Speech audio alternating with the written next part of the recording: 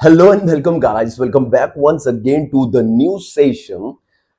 Chapter number 2 partnership accounts. ये नया chapter आज की क्लास से हम स्टार्ट करने जा रहे हैं। पहली क्लास है आज की, और आज की क्लास में ही आपके सारे रूट्स मजबूत होने जा रहे हैं। सारा फाउंडेशन इस चैप्टर का बनने जा रहा है।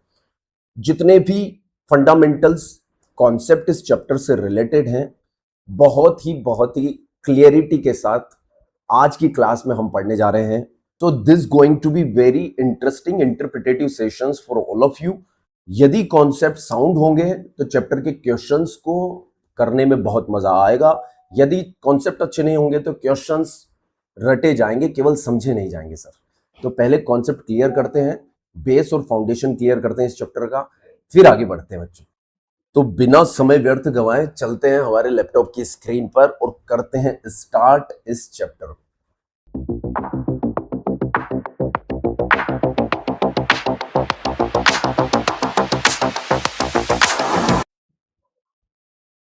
तो बच्चों, चैप्टर का नाम है change in profit sharing ratio amongst the existing partner.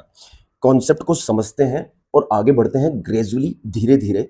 देखो एक्चुअल में ये चैप्टर कहता क्या है, इसका बेस क्या है। पार्टनरशिप कुछ नहीं है, पार्टनर्स के बीच में किया गया एक एग्रीमेंट है बच्चों। एक पीस ऑफ पेपर है जिस पर पार्टनर्स आपस में डिफाइंड टर्म्स और कंडीशंस के लिए एग्री होते हैं, उससे ही पार्टनरशिप कहते हैं। कोई भी टर्म और कंडीशन जो पार्टनर्स के बीच में बिजनेस को करने के लिए होती है, मान लीजिए ये दो लोग पार्टनर हैं, या मान लीजिए तीन लोग पार्टनर हैं, mister A, mister B and mister C. अब इनके बीच में जो भी एग्रीमेंट होना है, एग्रीमेंट फॉर डूइंग बिजनेस, समझिएगा बात बच्चों, क्योंकि कि कुछ भी बिजनेस उन्हें करना है, उस बिजनेस की टर्म कंडीशंस को वो डिफाइन कर लेते हैं। आई बात समझ में? क्या डिफाइन कर लेते हैं बच्चों? टर्म्स और कंडीशंस। अब टर्म्स और कंडीशंस क्या होती हैं? पार्टनर ए की कुछ टर्म्स कंडीशन है, बी की कुछ टर्म्स कंडीशन है, सी की कुछ टर्म्स कंडीशन है। अलग अलग पार्टनर्स की कुछ ना कुछ टर्म्स कंडीशन है, बट मेनली कुछ टर्म्स कंडीशन क्या होती है कि सर हर पार्टनर कितना कैपिटल लगाएगा, ये डीड में लिख लेना चाहिए। अब ये एग्रीमेंट बनाया इतना इसलिए जाता है, कुल मिलाकर इसलिए बनाया जाता है बच्चों, कि पार्टनर्स जब बिजनेस करें तो ड्यूरिंग द बिजनेस किसी भी तरह का इन बिटवीन डिस्प्यूट क्रिएट ना हो, कुछ मेन चीजों को लेकर डिस्प्यूट क्रिएट ना हो, कैपिटल को लेकर डिस्प्यूट क्रिएट ना हो। यदि कैपिटल लगाई गई है तो इंटरेस्ट ऑन कैपिटल उन्हें दिया जाएगा, कितना दिया जाएगा या नहीं दिया जाएगा, इसके लिए डिस्प्यूट ना हो। इंटरेस्ट ऑन ड्रॉइंग्स लिया जाएगा या नहीं लिया जाएगा, कितना लिया जाएगा, इसके लिए कोई डिस्प्यूट ना हो।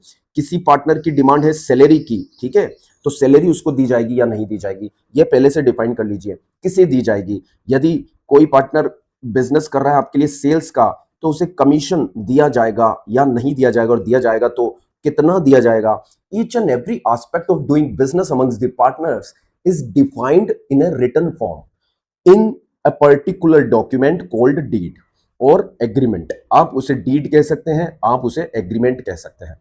तो पार्टनर्स के बीच में बिजनेस को करने के लिए जो टर्म्स एंड कंडीशंस पहले से प्री डिफाइन होती है, उसे डीड कहते हैं हम।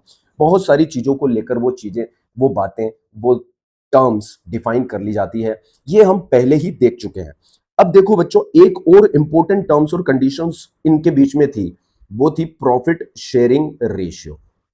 मान लीजिए तीनों पार्टनर्स ने डिसाइड किया था बच्चों कि वो 1:1:1 के प्रॉफिट एंड लॉस रेशियो में प्रॉफिट को बांटेंगे। यदि मैं इसे शेयर में डिफाइन करूं तो 1/3, 1/3 एंड 1/3 बनता है। अब देखिए हुआ क्या बच्चों, हुआ क्या, स्टोरी ये थी कि सी एफर्ट से ज्यादा कर रहा था। C contributes more efforts in the business, इसलिए सी की डिमांड जो है वो प्रॉफिट की बढ़ जाती है। सी कहता है कि मुझे मेरे शेयर को प्रॉफिट के आपको बढ़ाना है, 50% कर देना है। यदि बात करें परसेंटेज की, तो पहले लगभग 33.33% इनको प्रॉफिट मिल रहा था। वन थर्ड यदि हम करते हैं तो तीनों का प्रॉफिट 33.33% होता था। अभी जो सी है वो डिमांड कर रहा है कि मेरे प्रॉफिट को 33.33% से 50% बढ़ाया जाए। कुल मिलाकर सब्सटेंशियल इंक्रीज की वो डिमांड कर रहा है अपने प्रॉफिट में। यदि लगभग देखा जाए तो 16.67% को इंक्रीज करना चाहता है अपने प्रॉफिट के रेशियो को। तो बच्चों मुझे एक बात बताओ, यदि तीनों पार्टनर्स में से एक पार्टनर के प्रॉफिट को या उसके शेयर को हम बढ़ाना चाहते हैं, 1/3 से 1/2 करना चाहते हैं, 33.33% जो उसका शेयर था उससे बढ़ाकर उसे, यानी कि प्लस 16.67 से बढ़ाकर उसे 50% का हम शेयर देंगे। तो बच्चों ये जो 16.67% उसे गेन हो रहा है, यस और no, gain in old ratio. तो बच्चों इसे गेन देने के लिए पुराने पार्टनर्स को सेक्रीफाइस करना पड़ेगा, यस और नो। यहां पर ए और बी की हम बात करें तो ए और बी सी को लाभ पहुंचाने के लिए कुछ ना कुछ तो छोड़ेंगे इसे। तो ए और बी को सेक्रीफाइस करना पड़ेगा सर। और ए और बी की सेक्रीफाइस की कॉस्ट के बिना, ए और बी की सेक्रीफाइस की कॉस्ट के बिना सर यहां पर सी को गेन होने वाला नहीं है। कुल मिला के बात इतनी है, यस और नो। तो बच्चों इस चैप्टर के अंदर हम सेक्रीफाइस यदि पार्टनर ने किया है तो सेक्रीफाइस कितना किया है, यदि पार्टनर्स ने सेक्रीफाइस किया है और कितना किया है यदि आप जानना चाहते हैं, है ना, कितना मैं बोलूंगा इन टर्म्स ऑफ अमाउंट, तो बच्चों हम उसे कहेंगे सेक्रीफाइस शेयर। और यदि दो या दो से ज्यादा पार्टनर सेक्रीफाइस कर रहे हैं, एक से ज्यादा पार्टनर सेक्रीफाइस कर रहा है, तो उन दोनों के बीच में सेक्रीफाइस शेयर का जब रेशियो हम कैलकुलेट करना चाहते हैं तो उसे सेक्रीफाइस रेशियो कहा जाता है। तो ऑब्वियसली हमें इतनी बात समझ में आई सर कि किसी पार्टनर्स, यदि कोई पार्टनर अपने प्रॉफिट्स की डिमांड बढ़ा देता है तो सभी पार्टनर की सहमति होने पर उसे प्रॉफिट्स, बड़े बड़े प्रॉफिट्स दिए जाएंगे, अन्यथा नहीं दिए जाएंगे। और एग्जिस्टिंग पार्टनर्स को कुछ ना कुछ तो सेक्रीफाइस करना पड़ेगा to make the gain to the other partner. आई बात समझ में, कुछ पार्टनर्स को सेक्रीफाइस करना पड़ेगा तभी अदर पार्टनर को गेन होगा। अब बच्चों ठीक है, मान लीजिए ए और बी सहमत हो जाते हैं, ए और बी ने सहमति प्रकट कर दी कि हम सेक्रीफाइस कर लेंगे, ठीक है, तुझे 16.67% का गेन देकर हम 50% तेरा रेशियो कर देंगे, 33.3% से बढ़कर तेरा शेयर 50% हो जाएगा और बचे हुए 50% को हम दोनों बांट लेंगे। ठीक है सर, पर यहां पर ए और बी का यह प्रश्न है, मिस्टर ए और बी जो एग्जिस्टिंग पार्टनर है बच्चों, वो स्टिल वेरी लास्ट, क्योंकि बहुत रिलेवेंट कॉन्सेप्ट है ये, बेस बनाकर ही आप इस चैप्टर में गुडविल के कॉन्सेप्ट को समझेंगे, प्रीमियम फॉर गुडविल और कॉम्पनसेशन अमाउंट को आप जान पाएंगे कि क्यों कैलकुलेट किया जाता है। अन्यथा सवाल तो सभी करवा रहे हैं, ठीक है, पर कोर कॉन्सेप्ट समझना बहुत ज्यादा जरूरी है बच्चों। तो ए और बी सी को गेन पहुंचा रहे हैं कुछ ना कुछ सेक्रीफाइस कर कर। अब ए और बी की ये डिमांड है कि भाई हम दोनों, मान लो हम दोनों सेक्रीफाइस कर लेंगे, ठीक है, हम दोनों सेक्रीफाइस करने के लिए तैयार हैं सी को एक्स्ट्रा गेन पहुंचाने के लिए, पर उसके बदले में सी से हमें क्या मिलेगा। तो ए और बी कुछ ना कुछ डिमांड कर रहे हैं, ए एंड बी क्या कर रहे हैं, कॉम्पनसेशन की डिमांड कर रहे हैं। अब आपका प्रश्न होगा कि सर ये कॉम्पनसेशन मांग रहे हैं, ए और बी सेक्रीफाइस कर कर सी को गेन तो पहुंचा रहे हैं, पर सी से वो कॉम्पनसेशन मांग रहे हैं इन डिमांड कि हमें कॉम्पनसेट कर दे, हम तुझे फायदा पहुंचा देंगे, मतलब तेरे प्रॉफिट लॉस के शेयर को बढ़ा देंगे, हमारे प्रॉफिट लॉस के शेयर को कम कर लेंगे, आने वाले फ्यूचर में जो भी प्रॉफिट बटेंगे हमें कम बटेंगे, तेरे को ज्यादा बटेंगे, पर इतना इतना सेक्रीफाइस करने के लिए, तुझे गेन पहुंचाने के लिए हमें कंपनसेशन मिलना चाहिए, ये ए और बी डिमांड कर रहे हैं। अब आपका प्रश्न हो जाना चाहिए कि कंपनसेशन क्यों मांग रहे हैं, तो उसी का जवाब इस चैप्टर के अंदर छुपा हुआ है और पार्टनरशिप का कोर कॉन्सेप्ट ही वही है कि कॉम्पनसेशन मांगा क्यों जाता है, और इस कॉम्पनसेशन को ही प्रीमियम फॉर गुडविल कहते हैं। पहले तो बच्चों ये जान लीजिए इस कॉम्पनसेशन को क्या बोलते हैं, प्रीमियम फॉर गुडविल। अब प्रीमियम फॉर गुडविल बोला तो सर गुडविल का मतलब गुडविल का वैल्यूएशन करना पड़ेगा, यहां पर गुडविल का वैल्यूएशन करना पड़ेगा, और गुडविल वैल्यूएशन के लिए बहुत सारे मेथड्स हैं, उन मेथड्स के हिसाब से कैलकुलेशन करना पड़ेगा। और ये गुडविल भी कौन सी है, यह है सेल्फ जनरेटेड गुडविल। पुराने चैप्टर में हमने पढ़ा था कि गुडविल दो तरह की होती है, एक सेल्फ जनरेटेड होती है और एक परचेस्ड होती है, ये आपकी सेल्फ जनरेटेड गुडविल है, ठीक है। कुछ समझ नहीं आया सर, हमें केवल इतना समझ में आया सर आपने जो बताया कि यह कॉम्पनसेशन मांग रहा है ए और बी, एग्जिस्टिंग पार्टनर जो सेक्रीफाइस कर रहे हैं वो कॉम्पनसेशन मांग रहे हैं गेन करने वाले पार्टनर से, और उस कॉम्पनसेशन को ही प्रीमियम फॉर गुडविल कहते हैं और उसके लिए ही गुडविल का वैल्यूएशन होता है। अब सुनो, कॉम्पनसेशन क्यों मांग रहे हैं, क्यों मांग रहे हैं कॉम्पनसेशन, क्योंकि बच्चों मान लो इस सवाल के अंदर लास्ट 10 ईयर्स से ए बी सी तीनों बिजनेस कर रहे थे, ठीक है। और 1/3 1/3 एंड 1/3 के शेयर में प्रॉफिट को बांट रहे थे, मतलब 33.33% की प्रॉफिट बांट रहा था ईच पार्टनर। हर पार्टनर प्रॉफिट को बराबर बराबर बांट रहा था, मतलब प्रॉफिट आपका जो भी हुआ, 120 रुपए का प्रॉफिट हुआ तो 40 40 40। आई बात समझ में? अब देखिए, जितना इनको प्रॉफिट बट रहा था उसी प्रोपोर्शन में ये अपने एफर्ट्स कर रहे थे। जितना इनको प्रॉफिट बट रहा था उतने ही प्रोपोर्शन में ये अपने एफर्ट्स लगा रहे थे। यस और नो? ठीक है। तो अब ए और बी क्या कहेंगे कि यार हमारे एफर्ट्स तो बराबर लगेंगे, आगे भी, फ्यूचर में भी बराबर लगेंगे, फ्यूचर में भी हमारे एफर्ट्स बराबर होंगे। और पिछले 10 साल में हमने इंडस्ट्री में, ध्यान से सुनिए, जो रेपुटेशन कमाई है, जो फेम कमाया है, आई बात समझ में, हमारे बराबर एफर्ट्स के कारण कमाया है, हमारे प्रोपोर्शनेट एफर्ट्स के कारण ही हमने वो गेन कमाया है।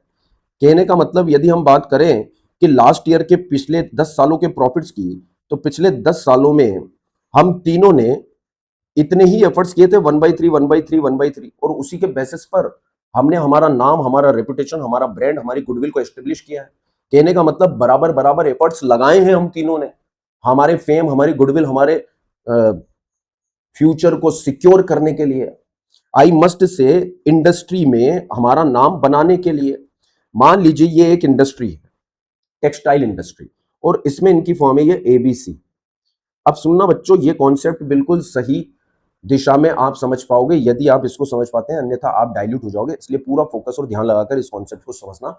गुडविल क्यों कैलकुलेट की जाती है, प्रीमियम फॉर गुडविल का कॉम्पनसेशन क्यों बांटा जाता है, ये बात समझ में आई तो ही आप समझ पाओगे। पूरा ध्यान लगाना बच्चों, इसलिए मैंने स्टार्टिंग में आपसे कहा था। एबीसी लिमिटेड इस इंडस्ट्री, ये पूरी टेक्सटाइल इंडस्ट्री है, ठीक है। क्यों कैलकुलेट की जाती है सेल्फ जनरेटेड गुडविल, समझना इसको। ये टेक्सटाइल इंडस्ट्री है और इस इंडस्ट्री में हम भी एक प्लेयर हैं, एबीसी लिमिटेड हमारी एक फर्म है। और इस पिछले 10 सालों की यदि मैं बात करूं, पास्ट 10 ईयर्स की, तो पास्ट 10 ईयर्स में मैं रिटर्न की बात कर रहा हूं। जो रिटर्न हमने कमाए हैं उनका एवरेज जो था वो मान लीजिए 15% है। कहने का मतलब ये है कि हम 100 रुपए को इन्वेस्ट करते हैं, यदि हम 100 रुपीज इन्वेस्ट करते हैं तो हमें 15 रुपए का रिटर्न मिल जाता है, यानी कि रिटर्न ऑन इन्वेस्टमेंट, ROI हमारा 15 रुपए होता है यदि हम 100 रुपीज इन्वेस्ट करते हैं तो। इसका मतलब ये है, यानी कि हमारा रेट ऑफ रिटर्न है 15%। पिछले 10 सालों का एवरेज है ये, पिछले लास्ट 10 ईयर्स का एवरेज है। आई बात समझ में? जिस इंडस्ट्री में हम तीनों ने बराबर एफर्ट्स किए थे, समझना, पार्टनर कौन कौन है, ए, बी और सी, तीनों ने बराबर एफर्ट्स किए थे, अपने प्रॉफिट के रेशियो में, प्रोपोर्शन में उन्होंने एफर्ट्स किए थे, और फर्म का नाम इतना इन्होंने बनाया कि 100 रुपए ये लगाते हैं तो 15 रुपए इन्हें रिटर्न मिल जाता है। आई बात समझ में? इस टेक्सटाइल इंडस्ट्री में। पर इस टेक्सटाइल इंडस्ट्री में इतनी बातें हम क्यों कर रहे हैं? क्योंकि दूसरे प्लेयर्स भी हैं। आई बात समझ में? ये मान लीजिए कुछ और प्लेयर है इस इंडस्ट्री में, ठीक है। ये PQR लिमिटेड है। अब ये PQR लिमिटेड तो 12 रुपए कमाती है, मतलब 100 रुपीज लगाती है तो 12 रुपीज का रिटर्न कमाती है, ये उसका रिटर्न ऑन इन्वेस्टमेंट है। ये XYZ लिमिटेड है। XYZ लिमिटेड की बात करें तो 10% ही ये कमाती है, 100 रुपीज पर 10%, है ना। और ROC लिमिटेड की यदि मैं बात करूं तो उसका रिटर्न 9% है सर, वो 9% ही कमाती है। फिर कोई कंपनी है उसका रिटर्न है 16%, मान लो 16% वाली भी हमसे ज्यादा वाले भी हैं इसमें, ठीक है। एक है 11%, आई बात समझ में, ठीक है। एक है 14%। अब यदि मैं बात करूं पूरी इंडस्ट्री की, तो पूरी इंडस्ट्री का जो एवरेज रिटर्न है, यदि मैं पूरी इंडस्ट्री के एवरेज रिटर्न को कैलकुलेट करूं तो मुझे सब जोड़ने पड़ेंगे। आई बात समझ, 1 2 3 4 5 6 7, 7 प्लेयर है तो सातों के रिटर्न जोड़ने पड़ेंगे और डिवाइड बाय 12 करना पड़ेगा। मान लो, या फिर कैलकुलेट कर लेते एक बार, 15 plus 10 plus 9 plus 16 plus 11 plus 14 plus 12, 87, ठीक है। राउंड ऑफ में मैं 90 ले लेता हूं, ठीक है। 90 डिवाइड बाय 7, तो 90 डिवाइडेड बाय 7, इनका एवरेज रिटर्न आ गया 12.85%। 12.85%, मैं को एवरेज ले रहा हूं 13%, कितना हो गया सर? 13%, ठीक है। यानी कि पूरी इंडस्ट्री पिछले 10 सालों में जो रिटर्न कमाई है उसका एवरेज है 13%, और हमारा रिटर्न है 15% पिछले 15 सालों का, पिछले 10 सालों का। तो इंडस्ट्री से हम पिछले 10 सालों में कितना पैसा ज्यादा कमा रहे हैं? 2 रुपये, हर 100 रुपए पर, 100 रुपीज के इन्वेस्टमेंट पर 2 रुपीज हम कमा रहे हैं। कहने का मतलब ये है, कहने का मतलब ये है, आप समझिए बात को। कहने का मतलब ये है मेरे बच्चों कि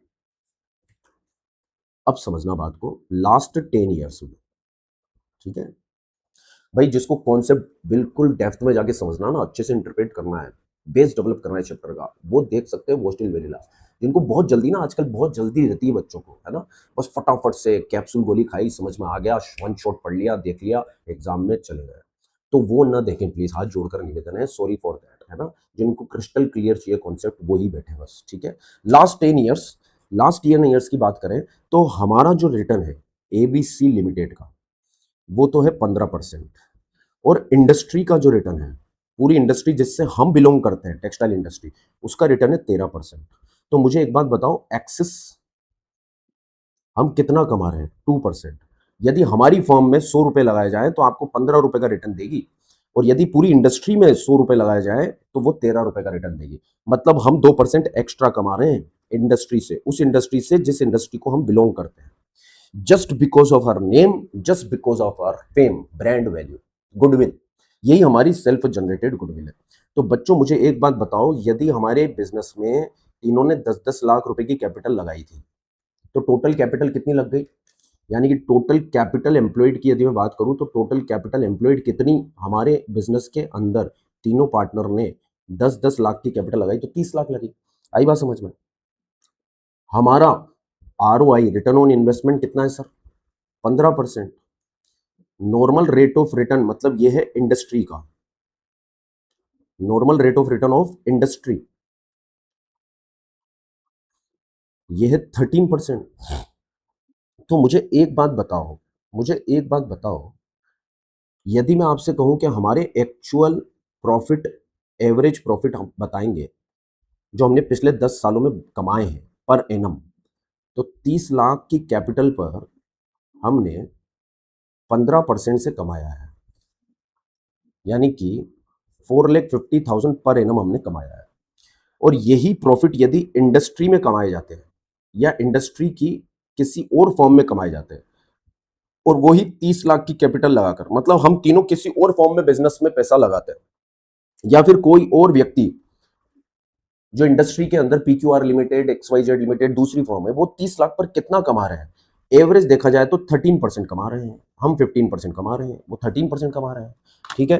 तो 30 लाख का यदि मैं 13% बताऊं आपको, तो 3,90,000 आता है, 3,90,000। तो बच्चों, यही कैपिटल लगाकर हम कितना एक्स्ट्रा कमा रहे हैं, मुझे एक बात बताओ। ये इंडस्ट्री जो कमा रही है वो कहलाता है नॉर्मल प्रॉफिट। क्या कहलाता है बच्चों? ये नॉर्मल प्रॉफिट। मतलब हमारी कैपिटल 30 लाख की यदि इंडस्ट्री में लगाई जाती, तो इंडस्ट्री में तो केवल 13% ही रिटर्न मिलता, और 3,90,000 ही जनरेट होता। ये कैपिटल जो हमने हमारे बिजनेस में लगाई है, तो हमने 15% रिटर्न के साथ 4,50,000 जनरेट किया है। तो कितना सुपर, इसको बोलते हैं super profit, average profit minus normal profit, या बोल दीजिए एक्स्ट्रा प्रॉफिट। हमने कितना सुपर और एक्स्ट्रा प्रॉफिट कमाया सर? यहां पर आ जाता है 60,000। ये पर एनम है, ये क्या है? Per annum. तो अब ए और बी, अब कहानी पर लौटते हैं हमारी, ठीक है। ये देखो, ये ए और बी जो सेक्रीफाइस कर रहे हैं, किसके लिए? सी के लिए, उसको एक्स्ट्रा लाभ पहुंचाने के लिए, क्योंकि प्रॉफिट और लॉस रेशियो चेंज करने की वो डिमांड कर रहा है। तो ए और बी ने कह दिया कि हम दोनों सेक्रीफाइस कर लेंगे तुझे एक्स्ट्रा गेन पहुंचाने के लिए, पर हमें चाहिए कंपनसेशन। तो कॉम्पनसेशन का मतलब यह है बच्चों कि पिछले 10 साल में जब हमने मेहनत करी और वन थर्ड एफर्ट जनरेट करे, तो हम 2% एक्स्ट्रा इंडस्ट्री से ज्यादा रिटर्न कमा पाए। यस और नो? इंडस्ट्री से ज्यादा 2% हम कमा पाए, और 60,000 रुपए एक्स्ट्रा प्रॉफिट हम जनरेट कर पाए पिछले 10 सालों में, हर साल। तो मुझे एक बात बताओ बच्चों, गुडविल का मतलब यह है कि फ्यूचर में भी हम ये 60,000 इंडस्ट्री के प्रॉफिट के ऊपर हर साल कमाएंगे। आई बात समझ में? तो सी कह रहा है कि कितने साल तक कमाओगे? जैसा कि ट्रेंड देखा जा रहा है, मार्केट एनालिसिस किया जा रहा है, स्टडी की जा रही है, तो हमने जवाब दिया, एक्चुअरी को बुलाया हमने। क्योंकि जब भी रिकॉन्स्टिट्यूशन होता है, एक वैल्यूअर आता है, अपॉइंट होता है, असेट्स और लायबिलिटी का भी वैल्यूएशन होता है, गुडविल का भी वैल्यूएशन वही करता है। तो एक्चुअरी साहब ने, जो प्रोफेशनल है, ठीक है, उन्होंने वैल्यूएशन किया कि ये जो 60,000 आप एक्स्ट्रा कमा रहे हैं, सुपर प्रॉफिट कमा रहे हैं, ये आप आने वाले 5 सालों तक कमाओगे, 5 ईयर्स तक, क्योंकि 5 ईयर्स बाद टेक्नोलॉजी चेंज हो जाएगी और सर्कमस्टांसेस जो देखने में आ रही है, नई इंडस्ट्रीज आ रही हैं, वो आपको बीट कर देगी। एक दो तो अभी भी बीट कर रहे हैं, आने वाले टाइम पर आपको कोई और इंडस्ट्री भी बीट करेगी, पर 5 साल तक तो आपका ट्रेंड है, आपका प्रॉफिट कहीं नहीं जाने वाला। तो भाई कुल मिलाकर 5 सालों में मैं कितना ज्यादा कमा लूंगा? 60,000 इंटू 5, 3 लाख रुपीज का एक्स्ट्रा प्रॉफिट कुल मिला जुलाकर, कुल मिलाकर 3 लाख का एक्स्ट्रा प्रॉफिट। इसका मतलब यह है, हम यानी कि एबीसी लिमिटेड हमारी इंडस्ट्री से ज्यादा कमाएंगे, ज्यादा कमाएंगे। ये बात समझ में आई आपको? और यही क्या है, यही है हमारी goodwill. just because of our super profit, extra profit over the normal rate of return of the industries in consecutively 5 years or so amount of number of year in futures, that sum total of that extra profit is called goodwill. क्या बात समझ में आई आपको? ये जो 3 लाख रुपए हम future में 5 सालों में मिला जुलाकर इंडस्ट्री के ऊपर कमाने वाले हैं, हम इंडस्ट्री से ज्यादा कमाने वाले हैं, हम जिस इंडस्ट्री से हम पर्टेन करते हैं, रिलेट करते हैं, उसमें दूसरे प्लेयर्स से ज्यादा हम कमाएंगे। तो ये बिकॉज ऑफ आवर गुडविल, यही हमारी गुडविल है। अब ए और बी सी से ये कह रहे हैं कि भाई अगले 5 साल तक तो हमें 3 लाख का एक्स्ट्रा प्रॉफिट मिलने वाला है। आई बात समझ में? जस्ट बिकॉज ऑफ गुडविल ये एक्स्ट्रा प्रॉफिट हमें जो मिलने वाला है, पर इसके लिए इस 3 लाख के रुपए के लिए, इस 3 लाख के एक्स्ट्रा प्रॉफिट के लिए जो पास्ट में एफर्ट्स हुए ना, पास्ट एफर्ट्स वो मैटर करते हैं सर। आई बात समझ में? जिसमें हमारे एफर्ट्स क्या थे? 1/2, 1/2, 1/3, 1/3 थे, मतलब 30% 33% थे, और तेरे भी एफर्ट 33% थे। आई बात समझ में? वो मैटर करते हैं। तो भाई तुझे फ्यूचर में 3 लाख में जो फायदा मिलेगा, ये 3 लाख के एक्स्ट्रा फ्यूचर जो प्रॉफिट होंगे, इन एक्स्ट्रा फ्यूचर प्रॉफिट्स में हमारे एफर्ट्स तो बराबर लगे हैं, पर फ्यूचर में तुझे फायदा ज्यादा मिल जाएगा। कहने का मतलब यदि 3 लाख बटेंगे, यदि 3 लाख का प्रॉफिट बटेगा, तो इसमें जो सी का शेयर होगा वो तो 1/2 होगा, यस और नो, मतलब 50% होगा नए रेशियो के हिसाब से। पर उसने एफर्ट्स तो इसको कमाने में जो एफर्ट्स उसने किए हैं, वो एफर्ट्स तो उसने 1/3 ही किए हैं, मतलब 33%, 33.33% के एफर्ट्स हैं उसके, और उसमें मिलेगा उसको 50%। कहने का मतलब 16.67% एक्स्ट्रा मिल रहा है उसको। 33.33%, 1/3 एफर्ट्स कंट्रीब्यूट किए उसने पास्ट में, और उसका फायदा मिलेगा उसको 50%। तो वो किसकी वजह से? ए और बी के सेक्रीफाइस की वजह से। तो सी क्या कहता है, सी क्या कहता है कि वो लोग क्या कर सकते हैं, इसके लिए क्या कर सकते हैं? तो अब ए और बी कहते हैं कि अब बात ठीक है, अब हम बताते हैं तुझे क्या करना है, कि हमने तेरे लिए जो किया है सेक्रीफाइस, तुझे एक्स्ट्रा प्रॉफिट देने के लिए हमने जो सेक्रीफाइस किया है, उस सेक्रीफाइस के रेशियो में हमें तू गुडविल का कॉम्पनसेशन करेगा। मतलब कि 3 लाख फर्म की गुडविल है, तो उसमें जो तुझे गेन हुआ है, आई बात समझ में? गेनिंग शेयर में तू पैसा लेकर आएगा, यदि नहीं लेकर आएगा, वैसे तो नहीं लेकर आएगा, तेरे कैपिटल अकाउंट से हम डिडक्ट कर लेंगे तेरे गेनिंग शेयर में। यदि गेनिंग शेयर यहां पर देखा जाए, तो बच्चों गेनिंग शेयर उसका कितना हो गया?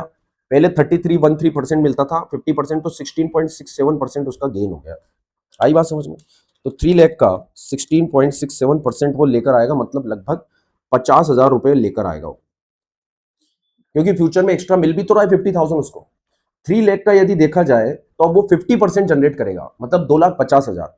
3 लाख का यदि देखा जाए बच्चों, तो अब फ्यूचर में समझना बात को, 3 लाख का फ्यूचर में 50% जनरेट करेगा वो, मतलब 1,50,000। और यदि प्रॉफिट एंड लॉस रेशियो पुराना ही बना रहता, तो 3 लाख में उसको, मतलब इस एक्स्ट्रा प्रॉफिट में उसको 33.33% मिलता पहले के हिसाब से। तो पहले के हिसाब से तो उसे 1 लाख ही मिलता। समझ में आई बात? तो उसे कितना गेन हो रहा है? 50,000। तो कि भाई तू फ्यूचर में जो एक्स्ट्रा गेन कमा रहा है ना, उसके बराबर अमाउंट हमें कंपनसेट कर दे। और किस रेशियो में कॉम्पनसेट कर दे, हमारे सेक्रीफाइस रेशियो में। ए और बी ने जो सेक्रीफाइस किया है, ए और बी ने जो सेक्रीफाइस किया है उस रेशियो में कॉम्पनसेट कर दे। किस रेशियो में, सेक्रीफाइस रेशियो में। अब सेक्रीफाइस रेशियो की हम बात करें तो और बी ने सेक्रीफाइस कितना किया है, ए और बी को पहले मिलता था 13.33%। आई बात समझ में। अब 1 में से 1/2 उसे देने के बाद इनके लिए तो 1/2 ही बचा, और ये 1/2 को अपने आधे आधे रेशियो में बांट लेंगे तो बेटा इनके लिए तो 25% और 25% ही नया रेशियो हो गया। 50% उसको दे देंगे, बचा हुआ बराबर बांट लेंगे तो 25-25%। तो इसका सेक्रीफाइस कितना हो गया, 8.33%, और इसका भी सेक्रीफाइस हो गया 8.33%। यदि सेक्रीफाइस शेयर का मैं रेशियो निकालूं तो 1:1, 1:1। तो भाई साहब आप जो 50,000 लेकर आएंगे वो हमें 1:1 में बांट दीजिए, मतलब 25,000, 25,000 हमें बांट दीजिए आप। आई बात समझ में। तो फ्यूचर में एक्स्ट्रा प्रॉफिट आप जनरेट कर सकते हैं, इसलिए गुडविल का वैल्यूएशन किया जाता है। आई बात समझ में। तो बच्चों इधर ध्यान दो, इधर ध्यान दो। Change in profit and loss ratio जो चैप्टर है रिकॉन्स्टिट्यूशन कहलाता है पार्टनरशिप का। यहां पर बिजनेस बंद नहीं हो रहा है पर फर्म का रिकॉन्स्टिट्यूशन हो रहा है। पार्टनरशिप का रिकॉन्स्टिट्यूशन का मतलब इतना सा है कि बिजनेस रीडिफाइंड टर्म और कंडीशन पे स्टार्ट होगा। प्रॉफिट एंड लॉस रेशियो जो पार्टनरशिप डीड में लिखा हुआ है पुराना, उसको चेंज कर दिया जाएगा।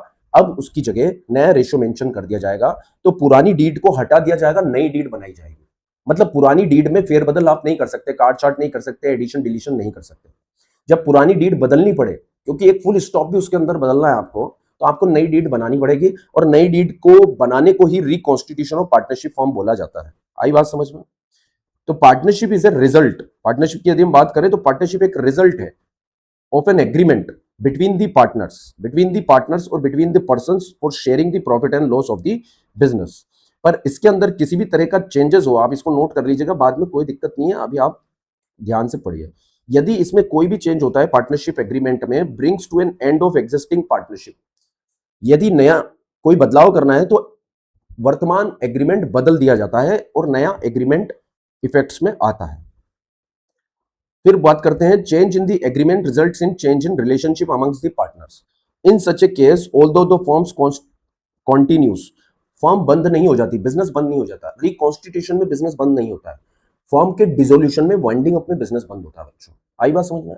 इसको भी हम समझेंगे कि रिकॉन्स्टिट्यूशन और डिसोल्यूशन में डिफरेंस क्या होता है। अभी आप केवल इतना याद रखिए कि पार्टनरशिप डीड में यदि किसी भी तरह से बदलाव करना पड़े, नए पार्टनर का एडमिशन हो, किसी पार्टनर का रिटायरमेंट हो रहा है, profit and loss ratio change हो रहा है, तो वो डीड में बदलाव की जरूरत है, नई डीड बनानी पड़ेगी, उसे रिकॉन्स्टिट्यूशन ऑफ पार्टनरशिप बोला जाता है।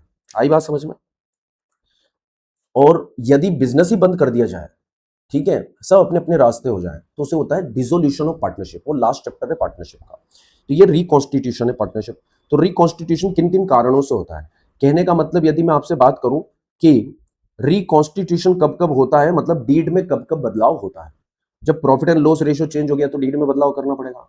नए पार्टनर का कोई एडमिशन हो रहा है तो एग्जिस्टिंग पार्टनर अपनी सहमति प्रकट करेंगे, तब डीड में बदलाव करना पड़ेगा, आपको नई डीड बनानी पड़ेगी। किसी पार्टनर का रिटायरमेंट हो गया तब भी आपको नई डीड बनानी पड़ेगी, क्योंकि प्रॉफिट एंड लॉस रेशियो यहां भी चेंज हो रहा है, यहां भी होगा और यहां भी होगा। नया पार्टनर एडमिट हो रहा है तो पुराने पार्टनर्स को सेक्रीफाइस करना पड़ेगा और प्रॉफिट एंड लॉस रेशियो बदलेगा। यदि पुराना पार्टनर रिटायर हो रहा है तो एग्जिस्टिंग पार्टनर के लिए वो शेयर अपना छोड़कर जाएगा, तब भी गेन के कारण पुराने पार्टनर्स को फायदा होगा। किसी पार्टनर की डेथ हो रही है तब भी पुराने पार्टनर्स को फायदा है, क्योंकि वो भी अपना शेयर छोड़कर जाएगा। दो या दो से ज्यादा फर्म्स का अमालमेशन हो जाता है तब भी रिकॉन्स्टिट्यूशन होता है, नई डीड बनानी पड़ती है। तो simply change in PSR in this case one or more of the existing partners में acquire the extra share in the profit. जैसे हमारे एग्जांपल में सी ने लिया था, at a cost of one or more of the other partner. ये बात समझ में आई आप, क्योंकि सी को जो गेन हुआ वो ए और बी की कॉस्ट पर हुआ। ए और बी को 25% मतलब 1:1 में सेक्रीफाइस करना पड़ा, तब जाकर उसको एक्स्ट्रा 16.67% मतलब 50% उसका शेयर हुआ 33.33% से। आई बात समझ में। उसको फायदा तभी हुआ जब ए और बी ने अपनी कुछ कॉस्ट बियर करी, सेक्रीफाइस किया। स्टोरी ये है कि उस सेक्रीफाइस के लिए वो मांगेंगे कॉम्पनसेशन, उस कॉम्पनसेशन को बोलते हैं प्रीमियम फॉर गुडविल। इसलिए एक्चुअरी साहब आते हैं, गुडविल का वैल्यूएशन करते हैं, मेथड्स लगाते हैं, ठीक है, इसे बोलते हैं सेल्फ जनरेटेड गुडविल। ये गुडविल कैसे कैलकुलेट करती है, इसका बेस कोर क्या है, इंडस्ट्री के नॉर्मल रेट ऑफ रिटर्न के ऊपर हमारी इंडस्ट्री कितने एक्स्ट्रा प्रॉफिट कमा रही है, और आने वाले कितने सालों तक वो एक्स्ट्रा प्रॉफिट कंटिन्यूअसली कमाएगी, उसका सम टोटल ही हमारी गुडविल कहलाता है। तो एग्जिस्टिंग पार्टनर जो सेक्रीफाइस कर रहे हैं गेन करने वाले पार्टनर से, उसके गेनिंग शेयर में कि तू जितना गेन कर रहा है, यहां पर 1/3 से 1/2 उसका हो गया था। आई बात समझ में? मतलब 16.67% का उसको फायदा हो रहा था। तो 50,000 का अमाउंट उसका कॉम्पनसेशन का बना था, जिसे बोलेंगे हम प्रीमियम फॉर गुडविल। वो प्रीमियम फॉर गुडविल सेक्रीफाइस करने वाले पार्टनर्स में बांट दी जाएगी, सो दैट वो बाद में हल्ला गुल्ला न करें, चिल्ला चूट न करें, जब एक्स्ट्रा प्रॉफिट फ्यूचर में फर्म कमाए और उसमें नए गेनिंग शेयर में या गेनिंग रेशियो में गेनिंग पार्टनर को प्रॉफिट मिले। तब एग्जिस्टिंग पार्टनर किसी भी तरह से आवाज नहीं उठाएंगे, उनका मुंह बंद कर दिया जाता है ये कॉम्पनसेशन अमाउंट पे कर कर। आई बात समझ में? तो गेनिंग पार्टनर गेनिंग रेशियो में या गेनिंग शेयर में वैल्यू ऑफ गुडविल के प्रोपोर्शनेट अमाउंट जो लेकर आता है, उसे ही कॉम्पनसेशन ऑफ गुडविल या प्रीमियम फॉर गुडविल बोला जाता है। अब इसी अमाउंट को एग्जिस्टिंग पार्टनर्स को जिन्होंने सेक्रीफाइस किया है उसको गेन पहुंचाने के लिए, उनका मुंह बंद करने के लिए सेक्रीफाइसिंग रेशियो में बांट दिया जाता है। आई बात समझ में? इसलिए ही सेल्फ जनरेटेड गुडविल का वैल्यूएशन होता है। ये बहुत काम की बात है बच्चों। आई बात समझ में? सो यहां बोला है in case in order to maintain the equality, क्योंकि ए और बी ने क्या कहा, ये तो कोई समानता ही नहीं है भाई, हमने तो एफर्ट्स बराबर किए थे, पर फ्यूचर में एक्स्ट्रा बेनिफिट तो तू ले जा रहा है, और उस एक्स्ट्रा बेनिफिट हमारी गुडविल की वजह से जो जनरेट हुए हैं उसमें तो हमारे एफर्ट्स भी बराबर इन्वॉल्व है। तेरा प्रॉफिट एंड लॉस रेशियो यदि हम बढ़ा देंगे तो तुझे एक्स्ट्रा प्रॉफिट मिलेगा, तो तू वो एक्स्ट्रा जितना मिलेगा ना उसको हमें कंपनसेट कर दे जो हमारी कॉस्ट पर हमने तुझे दिया है। फिर बात बराबर हो जाएगी, फिर हम चुपचाप घर पर चले जाएंगे, बैठ जाएंगे, जो प्रॉफिट हमारा प्रॉफिट एंड लॉस में नया रेशियो है उसी हिसाब से हम प्रॉफिट कमाएंगे, हमें कोई दिक्कत नहीं है। आई बात समझ में? तो यहां पर मेंटेन करने के लिए इक्विलिटी को ये नेसेसरी है कि गुडविल का एडजस्टमेंट किया जाए और असेट्स और लाइबिलिटीज का भी रिवैल्यूएशन किया जाए।